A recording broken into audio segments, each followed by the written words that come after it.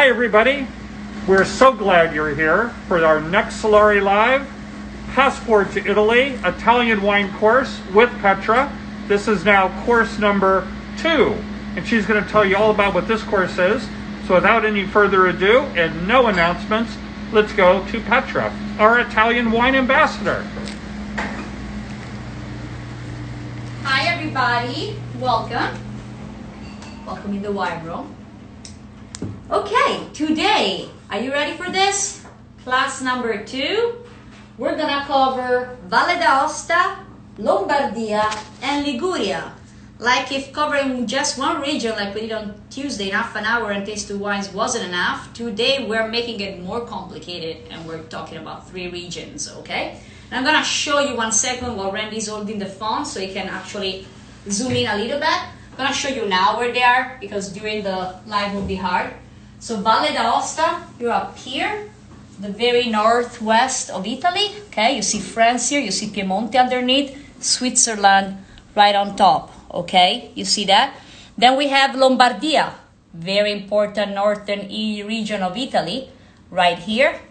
And then we're gonna go to Liguria, this very narrow strip of land right on the coastal area. Where you would drive if from Florence, where I'm from, you wanna drive to France, you would have to go through Liguria, okay? I'm gonna have Randy set up the phone and we're gonna start talking. And just add in, for those that are not from Italy, you know Lombardia because that's where Milan is. Correct. And obviously been in the news a lot lately. And I love Liguria. It's kind of like the Italian Riviera or whatever. I mean, it's where Genoa is, the coast, so many amazing beach towns. It's just incredible. Yep. Let me make sure that we can access this too. Hold on, Randy. Let me prepare this for you. I am not able to get... In the meantime, while I'm trying to figure this out, I'm not so sure what I can see Solare, but I'm just gonna find it. There we go. And I don't see any lights. Oh, there we go. Finally did. Here you go, Randy. Thank you. Sorry about that, guys. So I already told you what the class today is about. Just want to make sure that in the meantime you have prepared your 2 wines. If you're one of these person that got the entire kit already, like many of you did, and thank you. The wines for today are the Lugana, okay, from Camaiol, and the red is the Vin de Chanoine from Valle d'Aosta, okay? So those are the 2 wines we're gonna taste once I'm done talking to you about those 3 great regions of Italy. Again, it's hard to do everything that I would like to do in half an hour, so forgive me if the amount of information that I'm providing you are not enough. If you're not satisfied, contact us. We'll find a way to give you deeper information about each one of these regions and their wines. I'm gonna start from Valle d'Aosta. We're gonna make our way from Valle d'Aosta to Lombardia and then to Liguria, which is Valle d'Aosta and Lombardia share some features. Liguria definitely has a very, very different microclimate, being so close to the sea. So we're gonna talk first about Valle d'Aosta, Lombardia, and then we'll move to Liguria. I'm gonna start from Valle d'Aosta, so very, very cool region and very, very tiny. The smallest region of Italy, and it's mostly mountainous, okay? So Valle d'Aosta is also the home of the highest peak in Europe, which is Mont Blanc, that many of you might be familiar with. So it's definitely an alpine region, and it shares something with Lombardia about winemaking that's very important, and it's in the syllabus that you saw. Those are regions where you find what's called heroic viticulture. Because lots of the vineyards are actually located in very, very steep hills, and there's no way to use any kind of machinery. So the only way to pick those grapes it's by hand. In certain cases, in certain very, very steep slopes, somebody does harvest with helicopters to make you understand how hard it is to actually harvest grapes in this area.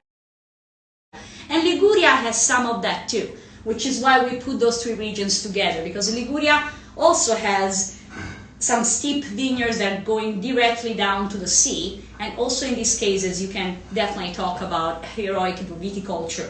Going back to Valle d'Aosta, important to know that it's a bilingual region, So people speak both Italian and French. And that's also something that happens on the label of wines, meaning you can, the wines are sometimes labeled with French appellations and names, and in other cases with Italian. You're going to find a little bit of both. Being such a small region, Valle d'Aosta actually has one DOC, and then many styles of wines that are produced under this DOC. And the DOC is Valle d'Aosta or Val d'Aoste if you're using the French language for it. Okay, so you're gonna find wines that are labeled differently. Like in this case, they use mostly French, and you see Aoste. Okay. In other cases, you're gonna find the Valle d'Aosta DOC. But again, one and only DOC, no DOCGs, no IGTs. And I hope you remember this appellation. Those would be good questions. If you want to understand better the pyramid system of the appellations in Italy, let me know, and I can send you also a very easy diagram, but you can also find that quite easily online. Also, make sure that you have some kind of a map open also, so you can follow a little bit better. But yeah, if you do, please open a map. Other few interesting things about Valle d'Aosta. Well, first of all, the most important varieties. For the whites, you have a variety that's called Petit Ardenne, which is very important. You have Prix Blanc. You also have growings of Müller-Thurgau that we find also in other regions of Italy. You have Chardonnay in terms of international varieties and Pinot Grigio. Those would be the most important white varieties in Valle d'Aosta. As per the reds, you have Petit Rouge, Fumine, you have Maiolet, which is actually the main component of the red one we're going to try, and is possibly the most important native variety of Valle d'Aosta.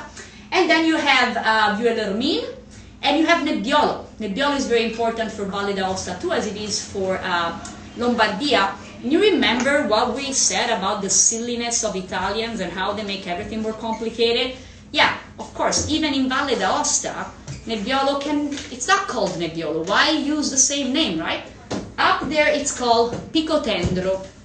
And we already saw in the first class that within Piemonte itself, there are two different names for Nebbiolo. You have Nebbiolo in the Langhe area, and then if you move to the Alte Langhe, where there's the production of Gattinara and Gemme, the Nebbiolo there is actually called Chiavenasca. Okay? So just to bring you back to the previous class. And one more thing about Valle d'Aosta, let's talk a second about the food of Valle d'Aosta.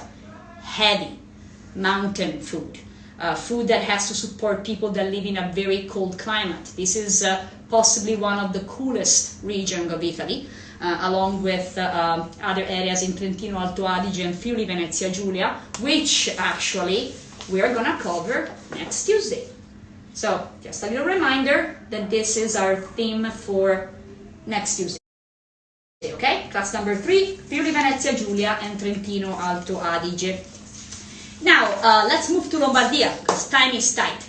So Lombardia, as Randy says, it's the most important region of Italy from an economic point of view, meaning that is the... Ciao, Sophie. Sorry, I had to take a second to say hi to my daughter, who's 8 almost, and she's following me from home every day. I mean, every time I do a live. So thank you, Amore, for being there. I appreciate it. I guess the Alexa alarm worked for you. So Lombardia, very, very important region for the economy of Italy. That's where Milan is. That is the center of our industrial life, okay? But that being said, it's also one of the most important wine making regions of Italy. It's among the top 4 or 5 regions in terms of volume produced, okay? Also a region of very high quality wines. I mean, the most important wines of Lombardia, for example, Franciacorta, and I have here an example, which are delicious bubbles made in a Champenoise method from that area, so same method used for Champagne. Different requirements though. Franciacorta actually has to have even a longer aging on the lees compared to what is required for Champagne. So just to focus on the Franciacorta, which I consider to be one of the most important wines produced in Lombardia. if you are champagne lover, I really recommend you to add the Franciacorta into the wines you should try, because you might really love it, okay? So remember Franciacorta. Here I'm showing you the Valle Pizzini, which I think it's leader in the production of Franciacorta. And also Ferghettina. Those are two Franciacorta on a slightly different price point. But the good thing about Franciacorta is that you can get delicious Franciacorta for pretty much the price you would pay for an average champagne that you can move to something else and just don't drink it. Then Lombardia is the region of lakes, okay? Many of you, I'm sure, who have traveled to Italy have spent some time around the lakes of Lombardia, which are beautiful and definitely helps in creating a very special microclimate in this region. Because all the lake, every water resource in terms of winemaking adds something to the microclimate of the area. So that's very important that there's a lot of lakes, and lots of production is around these lakes. Franciacorta, around the Lake Iseo, and then Lugana, that we're gonna try today, is mostly focused on an area that's called, that's near Lake Garda, okay?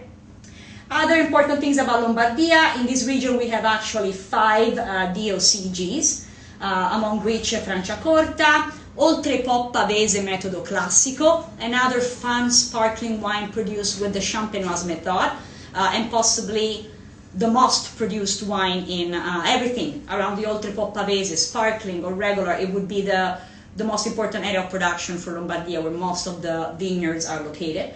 And then you're also gonna find the Valtellina wines. That would be the other very important DOCG of Lombardia. We actually have the pleasure of having in-house possibly one of the most famous, it is, right?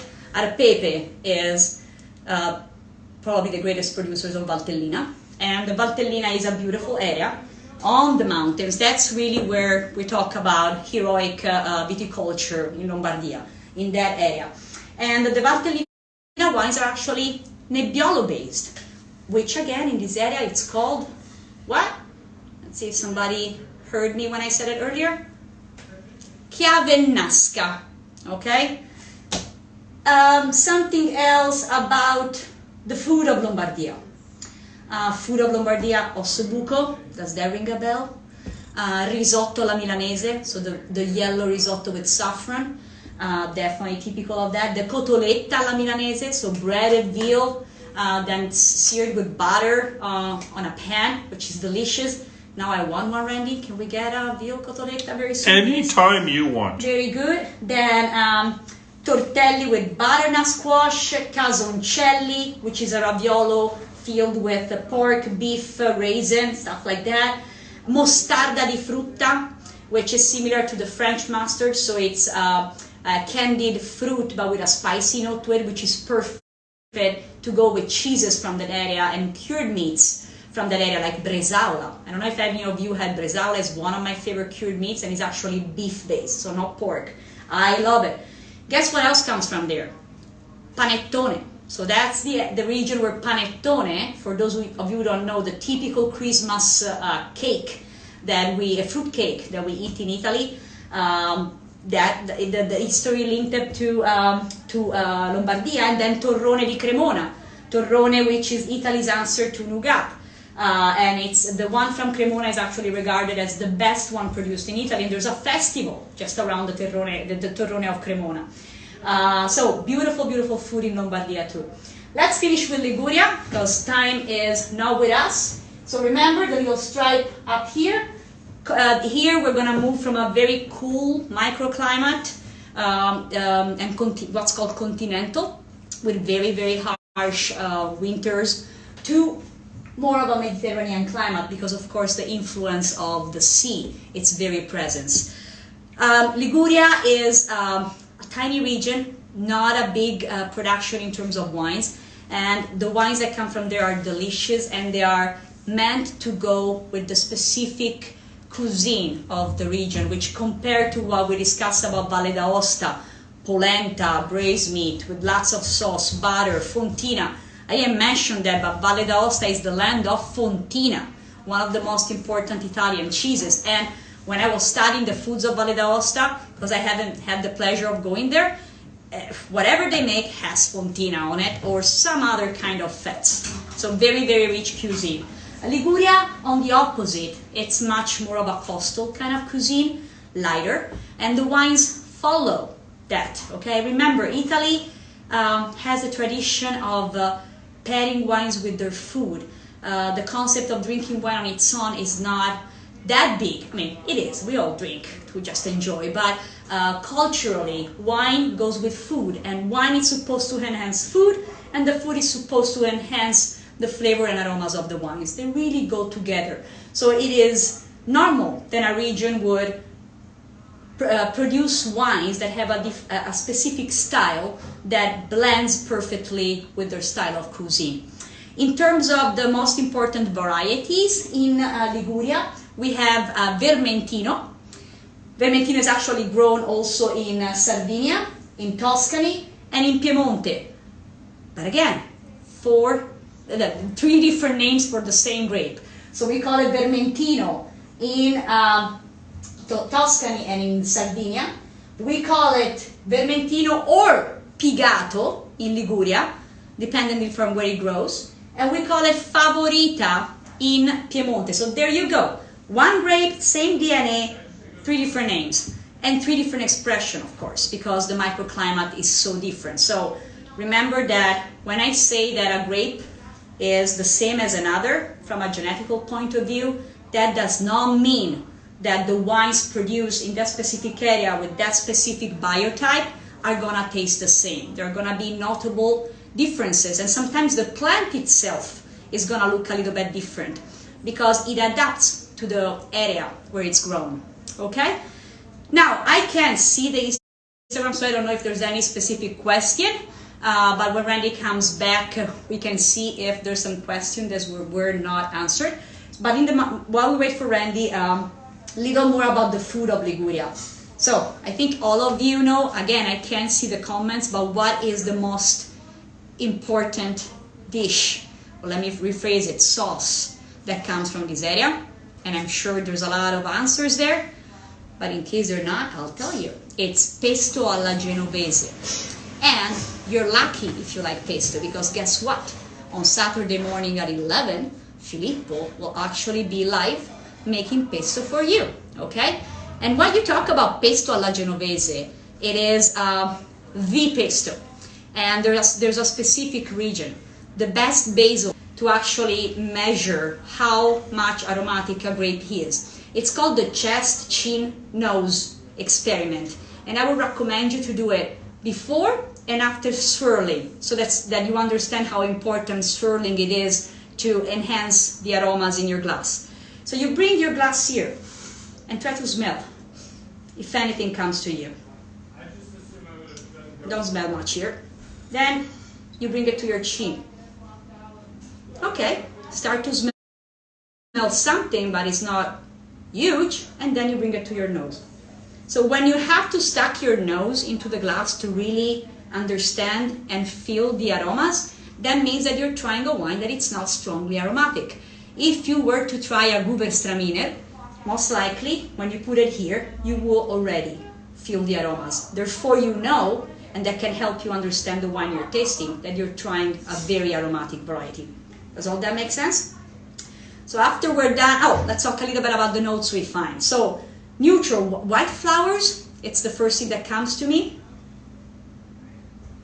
Minerality, that I think we're going to find also on the palate, and it has a lot to do with the kind of soils that you find in that area.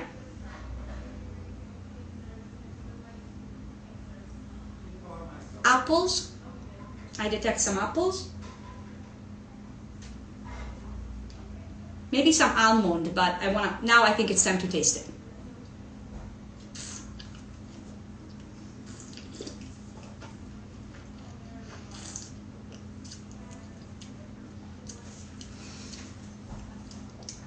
Well, yeah, once you taste it, tasting is kind of going through what you just smell and see if you can confer the same notes, because remember, you taste and you flavor with your mouth, but without your nose, you wouldn't be able to taste much.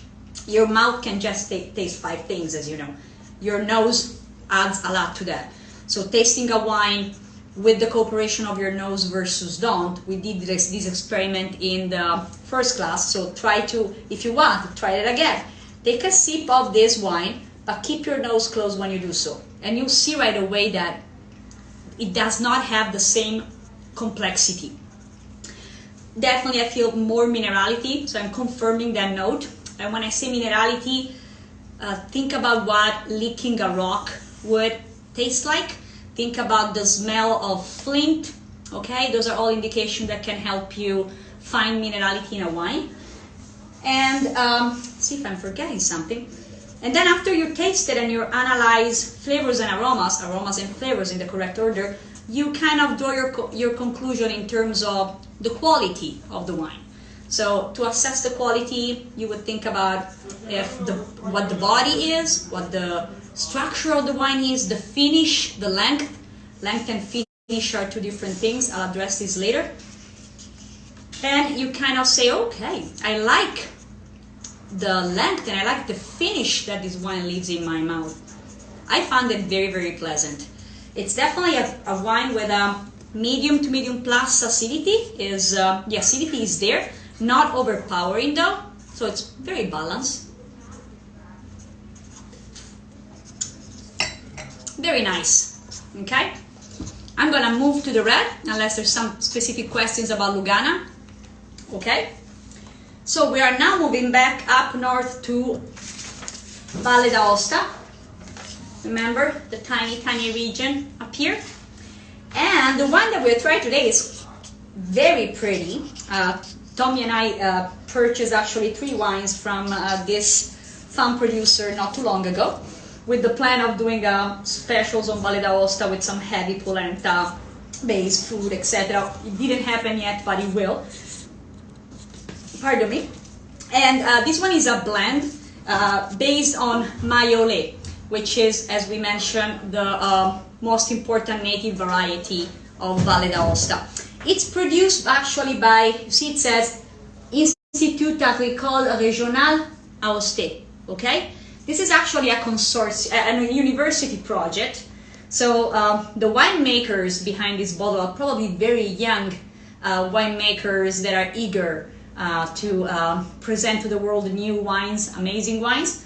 But the university is behind it, so lots of research being made, etc. Those are, it comes from 2 separate vineyards, one particularly high, close to 600 meters, and one a little bit lower down. So it's interesting to see how the 2 vineyards blend together to create a beautiful style of wine. Again, majority is Maiole, and then it has, so you can think about what to expect before we taste it, a little bit of Cab Franc, a little bit of Vieux Lermine, and a little bit of Nebbiolo. So those are, which again it's called how? Picotendro in Valle d'Aosta, okay? So let's start by looking at that. This is a beautiful ruby color with a tiny bit of purplish hues that I think might come from maybe the Vieux Lermine. I don't know. They have to look at that. But it's definitely a beautiful ruby color, no garnet variation or anything. Garnet in a wine, it's when the wine tends to have brown reflection, okay? That's when you call a wine garnet. But when you're looking at your favorite Pinot, or even this one, I think it's quite clearly a ruby color.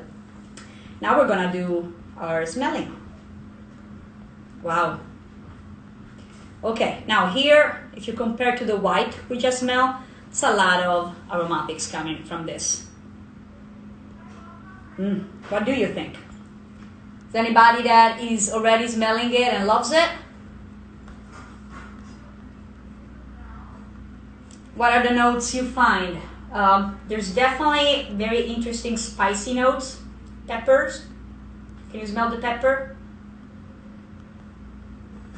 Some vegetables aromas. Reminds me of green bell peppers. herbs, cloves. Now that we're done smelling, let's taste.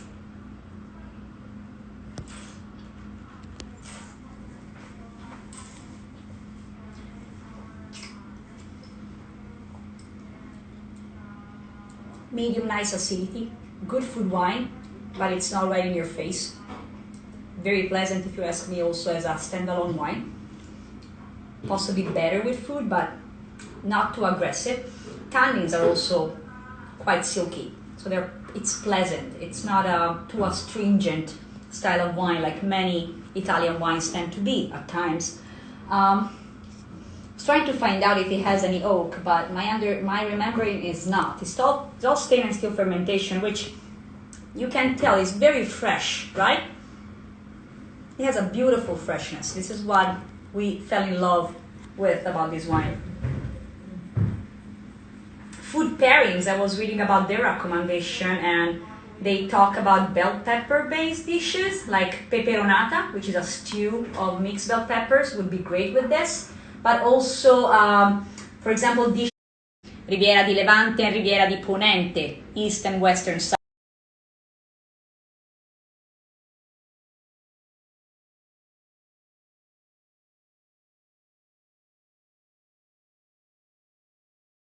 Fish-based dishes. Another one that I'm gonna write it down for you one sec. I'm making sure that you guys try one. Again, because of the small production, wines from Liguria are not cheap, but the quality, if you know what you're buying, is very, very high. Rossese, okay? So you're probably more familiar with Vermentino, that's why I didn't write that down, but Rossese would be the main red varietal for this region. Okay, I think it's time to say goodbye and to remind you for one more time, what are we doing on Tuesday? So, Tuesday we're gonna do Friuli-Venezia, Giulia and Trentino, Alto Adige.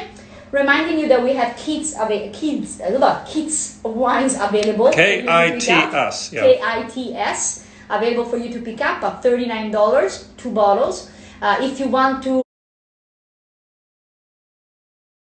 order them all at once, we can do that. We have many people that are following this. They actually did that.